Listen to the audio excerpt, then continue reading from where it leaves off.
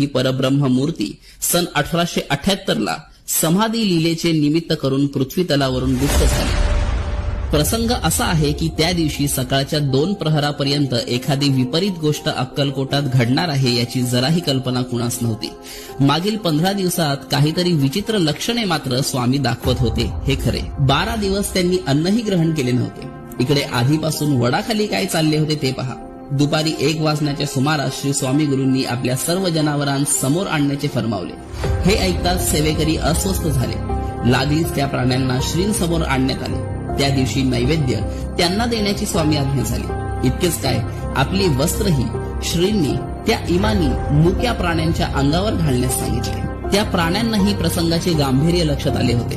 त्यांच्या डोळ्यातून अश्रुधारा वाहत होत्या। ब्रह्मांड नियंता स्वेच्छेने लीला दर्शवित होता। श्रींनी स्वतःहून उठून जनावरांच्या अंगावरून हात फिरवला आणि पलंगावर येऊन बसले।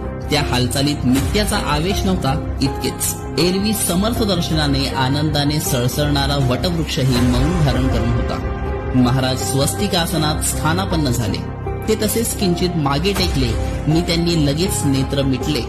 वडाखाली कर्जाळकरांच्या घरालगत छप्पर वजा विश्रांत स्थळी मंगळवारी 30 एप्रिल 1878 दुपारी 2 वाजता चैत्र वद्य त्रयोदशी संपून चतुर्दशी सुरू झाल्यावर सायंकाळी 4:30 वाजता ही घटना घडली। पुढे तेथे भंडारखाण्यातील दत्त मंदिरात असलेली एक शिवपिंड वडाखालच्या समाधी प्रसंग स्थळी स्थापन झाली। हेच स्थळ आज अक्कलकोटात वटवृक्ष देवस्थान नामे Download ShareChat.